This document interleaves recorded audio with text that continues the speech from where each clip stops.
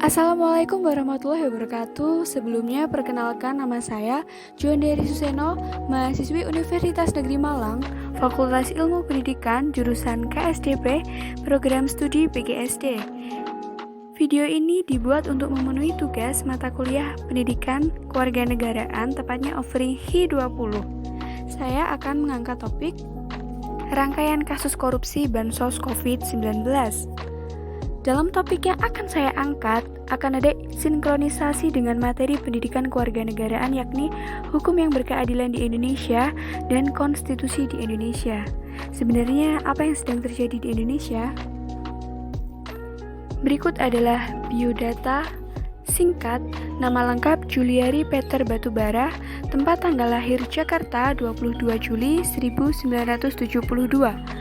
Riwayat pendidikan SD di Saint Franciscus Assisi Tebet Jakarta, SMP Saint Franciscus Assisi Tebet Jakarta, SMA N8 Tebet Jakarta, Riverside City College USA, dan Business Administration with minor in Finance Chapman University USA.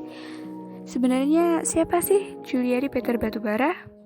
Juliari Peter Batubara MBA adalah Menteri Sosial periode 2019 sampai 2020. Sebelumnya, ia pernah menjabat sebagai anggota DPR dalam 2 periode masa jabatan untuk daerah pemilihan Jawa Tengah 1, di mana ia berada dalam Komisi 6 yang menangani perdagangan, perindustrian, investasi, koperasi, UKM, dan BUMN serta standarisasi nasional. Awal mula kasus korupsi Bansos COVID-19. KPK membeberkan awal mula kasus yang menjerat Mensos Juliari Batubara. Ketua KPK, Firly Bahuri, menjelaskan, pada poin pertama kasus ini diawali adanya pengadaan barang berupa Bansos penanganan COVID-19 berupa paket sembako di Kementerian Sosial Republik Indonesia tahun 2020 dengan nilai kurang lebih 5,9 triliun rupiah dengan total 272 kontrak dan dilaksanakan sebanyak 2 periode. Pada tahapan ini, Mensos Juliari Batubara menunjuk Mateus Joko Santoso dan Adi Wahyono sebagai pejabat pembuat komitmen dalam proyek Bansos COVID-19 dengan cara penunjukan langsung rekanan. KPK menduga ada kesepakatan sejumlah fee dari penunjukan rekanan pengadaan Bansos COVID-19 ini. Saudara JPB selaku Menteri Sosial menunjuk MJS dan AW sebagai PPK dalam pelaksanaan proyek tersebut dengan cara penunjukan langsung para rekanan dan diduga disepakati ditetapkan adanya fee dari tiap-tiap paket pekerjaan yang harus disetorkan para rekanan kepada Kementerian Sosial melalui MJS, ujar Firly dalam konferensi pers di gedung KPK. Poin selanjutnya, Firly mengatakan untuk fee tiap paket bansos disepakati oleh Mateus Joko Santoso dan Adi Wahyono sebesar 10.000 per paket, sembako dari nilai 300.000 per paket, bantuan sosial. Keduanya melakukan kontrak pekerjaan dengan supplier yang salah satunya PT RPI yang diduga milik Mateus Joko Santoso. Poin selanjutnya, Firly mengatakan penunjukan PT RPI sebagai salah satu rekanan tersebut diduga diketahui oleh Mensos Juliari Batubara dan diketahui juga dilakukan oleh Adi Wahyono.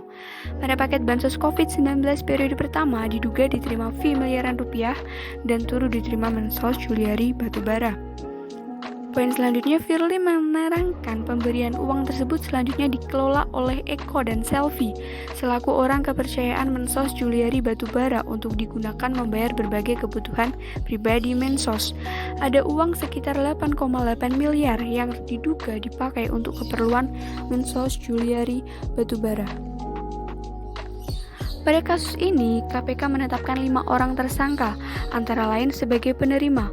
Yang pertama, Mensos Juliari Peter Batubara. Yang kedua, pejabat pembuat komitmen. Yang ketiga, pejabat pembuat komitmen Kemensos Mateus Joko Santoso. Dan yang ketiga, pejabat pembuat komitmen Kemensos Adi Wahyono. Sedangkan sebagai pemberi, yang pertama Ardian IM dan yang kedua Heri Sidabuke. Isi bansos yang diduga dikorupsi. Dalam konferensi pers pada Minggu 6 Desember 2020, Komisi Pemberantas Korupsi atau KPK menyebut Juliari diduga meminta jatah 10.000 dari nilai 300.000 per paket bansos. Boyamin menjelaskan dugaan nilai yang diduga dikorupsi Juliari melebihi angka 10.000. Dugaan itu dia telusuri dari survei harga barang yang beredar di pasaran. Jadi anggaran kan 300.000, terus dipotong 15.000 untuk transport, 15.000 untuk tas goodie bag. Jadi seakan-akan pemborong mendapatkan 270.000 kalau berdasarkan barang yang ada di lapangan yang diterima masyarakat senilai 188.000. Jadi artinya dugaan yang dikorupsi adalah 82.000 rupiah, kata Bonyamin. Fakta dugaan korupsi Bansos. Fakta pertama, Mensos diduga janjikan 17 miliar. Pada periode pertama diduga menerima sekitar 8,2 miliar. Pada periode kedua, paket pengadaan bansos sembako, Juliari diduga bakal kecipratan uang 8,8 miliar. Total selama 2 periode pengadaan bansos sembako, Juliari mendapatkan 17 miliar. Fakta kedua, koper hingga amplop tempat penyimpanan 14,5 miliar. Kasus ini bermula dari penangkapan Matius dan Adi. KPK mengandus adanya pemberian uang dari para tersangka dan sejumlah pihak, yang salah satunya Juliari. Penyerahan uang salah satunya bertempat di DKI Jakarta pada Sabtu 5 Desember 2020. Fulus dari Ardian dan Hari itu disimpan dalam 7 koper, 3 tas ransel, dan amplop kecil sejumlah 14,5 miliar rupiah. Fakta ketiga, Mensos menyerahkan diri. Juliari datang sendiri dengan jaket dan topi hitam ke markas KPK sekitar 30 menit usai ditetapkan sebagai tersangka. Dia tiba sekitar pukul 2.50 waktu Indonesia Barat atau WIB, Minggu 6 Desember 2020. Mensos langsung masuk ke ruang pemeriksaan yang berada di lantai 2 Gedung Merah Putih KPK. Saat menaiki tangga, Juliari sempat melambaikan tangan ke awak media. Di sisi lain, Adi Wahyono yang juga tersangka dalam perkara ini masih berstatus buron. Dia diminta menyerahkan diri sebagai wujud kooperatif terhadap proses hukum yang menjeratnya. Fakta keempat, kekayaan Juliari 47,18 miliar. Juliari mempunyai total harta kekayaan mencapai 47,18 miliar. Hal ini diketahui berdasarkan laporan harta kekayaan penyelenggara atau LHKPN Juliari pada 2019. Juliari mempunyai tanah dan bangunan senilai 48,11 miliar. Juliari juga tercatat memiliki mobil Land Rover keluaran 2008 senilai 618 juta. Di dalam LHKPN, Juliari terdata memiliki harta bergerak lainnya senilai 1,16 miliar dan surat berharga 4,65 miliar. Selain itu, Juliari memiliki kas dan setara kas 10,21 miliar. Pasal dan ancaman hukuman. Menteri Koordinator Bidang Politik Hukum dan Keamanan Mahfud MD juga mengingatkan agar pejabat baik itu pusat maupun daerah tidak main-main dalam penggunaan anggaran bencana terutama saat pandemi COVID-19. Beliau juga mengatakan menurut UU Tindak Pidana Korupsi atau Tipikor diancam dengan paling tinggi seumur hidup atau 20 tahun penjara. Namun dalam keadaan bencana seperti saat COVID-19 ini, maka ancaman hukuman mati diberlakukan berdasarkan UU yang berlaku. Bagi lantang agar tak main-main dengan dana bansos COVID-19 juga dilontarkan Ketua Komisi Pemberantasan Korupsi atau KPK Firly Bahuri. Polisi berpangkah Komisaris Jenderal itu mewanti-wanti agar jangan sekali-kali korupsi dana bantuan sosial COVID-19. KPK akan mengancam dengan hukuman mati bila ada yang berani mencuri dana bansos.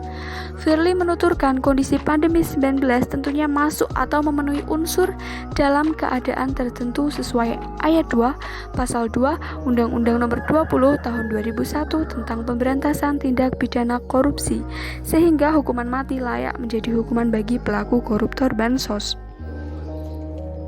Ancaman pasal.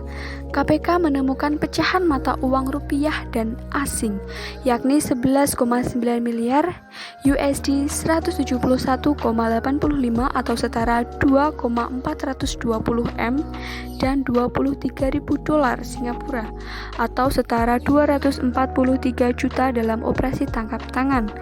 Mensos Juliari Matius Joko Santoso dan Adi Wahyono disangkakan pasal 12 huruf A atau pasal 12 huruf B atau pasal 11 dan pasal 12 huruf I Undang-Undang Nomor 31 Tahun 1999 tentang Pemberantasan Tindak Pidana Korupsi sebagaimana telah diubah dengan Undang-Undang Nomor 20 Tahun 2001 tentang perubahan atas Undang-Undang Nomor 31 Tahun 1999 tentang Pemberantasan Tindak Pidana Korupsi pasal 55 ayat 1 ke 1 KUHP.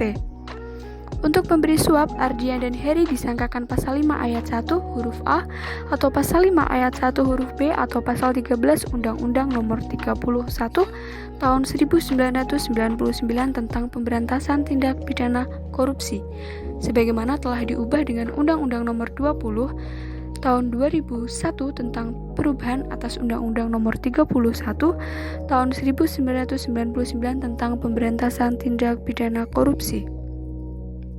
Lantas bagaimana sinkronisasi dengan hukum yang berkeadilan di Indonesia?